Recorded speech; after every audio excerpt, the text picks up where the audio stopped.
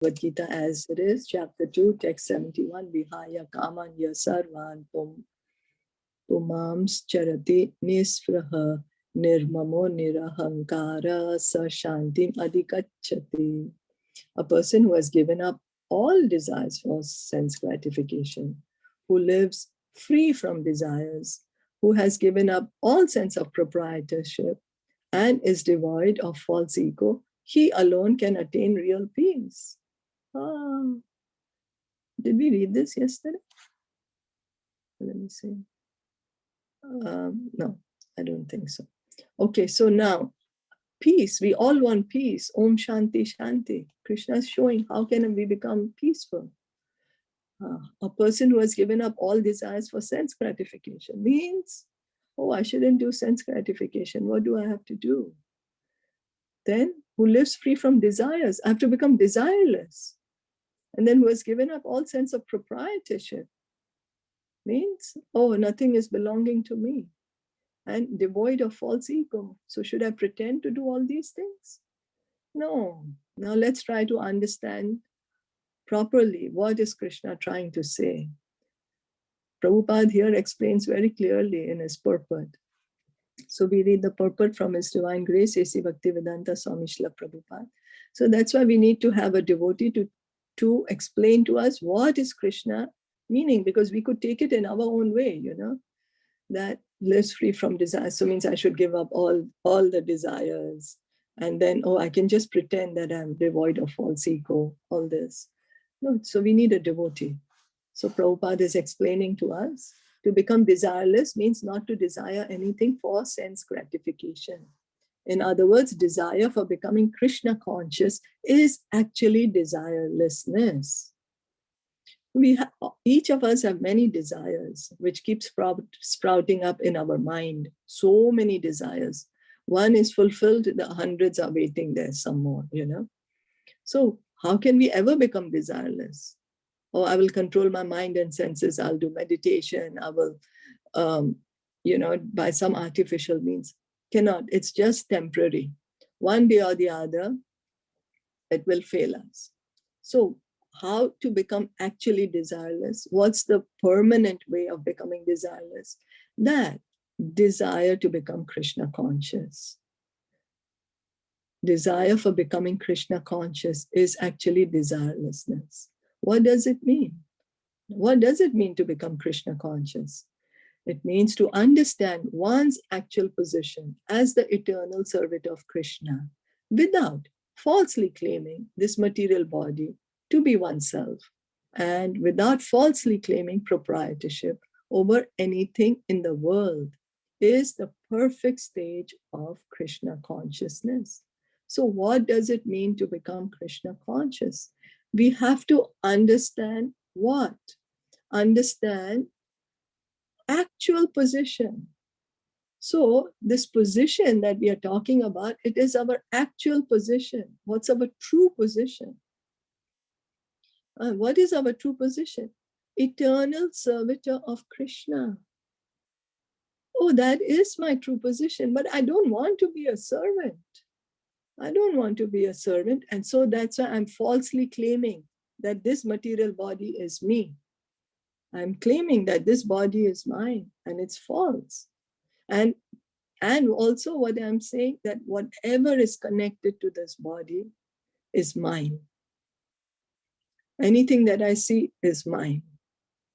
Anything that I can find is mine. But that is false. And that we think that we are the body is also false.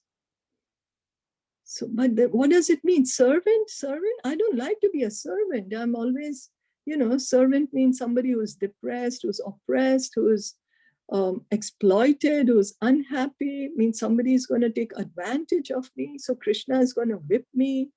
Krishna is going to beat me. Why would Krishna want me to be his servant? But what does it actually mean to be a servant? It's a service. What does it mean? Service, we serve. Service is a symptom of love. There is a loving exchange there, like a loving exchange between the mother and the child. It's out of love that the mother serves the child. Doesn't mean that the mothers become the servant of the child, but it is an exchange of love. That is Krishna consciousness, that Krishna loves me a lot and I love Krishna a lot, but just now I have forgotten that and I need to revive that. That is my true position. One who is situated in this perfect stage knows that because Krishna is the proprietor of everything, everything must be used for the satisfaction of Krishna. So as we are reading in the Isopanisad, that everything belongs to the complete whole. We are reading that everything belongs to the complete whole, right? So it doesn't belong to me. So who's the complete whole? That's Krishna. So means he's the owner of everything. So if he's the owner of everything, everything belongs to him. So is it wrong to say that it must be used in the service of Krishna for the satisfaction of Krishna? It belongs to him. So why shouldn't it be used for his satisfaction? For example, I have some clothes in my closet and so I will wear them, right? That's for my satisfaction because they belong to me. So am I wrong if I wear the clothes? No, right? They're mine. I take my own clothes, so that's mine. So similarly, everything belongs to Krishna, each and everything. What I'm saying, my clothes also belong to Krishna. So I can say, I have these because of mercy of Krishna. So Arjuna did not fight for his own sense satisfaction, but when he became fully Krishna conscious, he fought because Krishna wanted him to fight. So Arjuna was saying, I will not fight. Hey Keshav, I will not fight. Why you want me to fight? But after hearing the knowledge of Bhagavad Gita, he understood that everything, everyone belongs to Krishna. That Krishna is the best friend of everyone. That whatever Krishna desires is the most auspicious for everyone. And so then he fought because Krishna wanted to fight. Krishna wanted Arjuna to fight. For himself, there was no desire to fight, but for Krishna, the same Arjuna fought to his best ability. Real desirelessness is desire for the satisfaction of Krishna and not an artificial attempt to abolish desires. We cannot give up desires. We cannot. Only we need to change our desires. How can I please Krishna? What am I doing? By doing this, am I pleasing Krishna? Or by doing this, am I displeasing Krishna? So how do I know if I'm pleasing Krishna or no? I need to hear from Bhagavad Gita, from Bhagavatam. I need to hear from the authorities, from the devotees. So the living entity cannot be desireless or senseless, but he does have to change the quality of his desires. Right now, we have so many desires. Anyways, we all have, we can never become desireless. Desire to please Krishna is also a desire, but that's a pure desire. And that becomes desireless, means we don't want anything for ourselves. We are pleasing, we want to please Krishna. Or if becomes senseless, no, I'm going to close my eyes and never see again because the senses are not good. We are here, we need to renounce. So I'm going to close my mouth and never speak. But that's foolishness. How long will it last? An hour, 2 hours, 1 day, 2 days? Maybe if I'm a great yogi for a long time, but it's not permanent and it's not going to get me anywhere. I'll still be here in the material world. So what do we have to do? We have to change the quality of the desires. A materially desireless person certainly knows that everything belongs to Krishna. Ishavasyam idam sarvam. This is, we are hearing in Sri Isopanisad, the first mantra, Ishavasyam idam sarvam. Everything belongs to the Supreme Lord. And therefore, he does not falsely claim proprietorship over anything. Anything that we are seeing, anything that we have given to us, anything that there is there and we ourselves, we all belong to Krishna. This transcendental knowledge is based on self-realization, namely knowing perfectly well that every living entity is an eternal part and parcel of Krishna in spiritual identity, and that the eternal position of the living entity is therefore never on the level of Krishna or greater than him. This understanding of Krishna consciousness is the basic principle of real peace. So if I really want to be peaceful, if I really want to be happy, real peace, real happiness, what do I have to do? I have to understand my true position. I have to understand myself. That is self-realization. What is it? So this transcendental knowledge is based on self-realization. This knowledge Krishna is giving, it is transcendental knowledge. It's not material. It's not nothing to do with the body.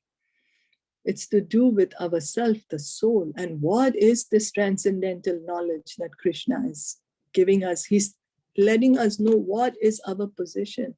Krishna says that in Bhagavad Gita 15 chapter, he says that all the living entities are my eternal parts and parcels, fragmental parts and parcels. We eternally belong to Krishna. We are his parts and parcels. Not like you take a paper and cut it and then you become a part and parcel. No, not like that. This is inconceivable. Krishna is there. He is a person and we belong to him. He is spiritual. We are spiritual. He is Satchidananda. We are Satchidananda. He is unlimited. We are very, very tiny. So how can we be peaceful? We have to give up the idea that we can become Krishna, maybe in this life or after thousands of lives.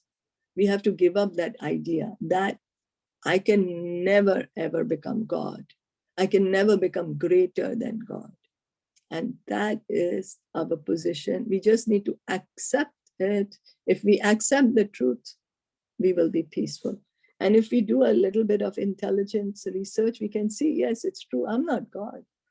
I can't even control my body. So how can I be God? You know, yeah, I am Brahman. Yeah, I'm the soul. That's all right. But I'm not God. I'm not Supreme Brahman. That is Krishna. And imagine my good fortune. I am not alone. It's not that, oh, I have nowhere to go, that there is this such a big, vast material and spiritual world and I have nowhere to go and no one is mine. And no, I have an eternal relationship with Krishna, a loving relationship with Krishna, which is never going to finish. All the relationships in this material world after we die are gone, finished. Whoever we are so dear to in this life, whoever are so dear to us, at the end of this life, it's gone. But Krishna, no matter where I go, whether in hell or in heaven or in the spiritual world, anywhere I go, I have an eternal relationship with Krishna. So, peace, we should give up the idea that I want to become God or I want to become as great as God or that I am God. We just have to give up this idea to attain real peace and understand the true position that I have a loving relationship with God. Is that okay?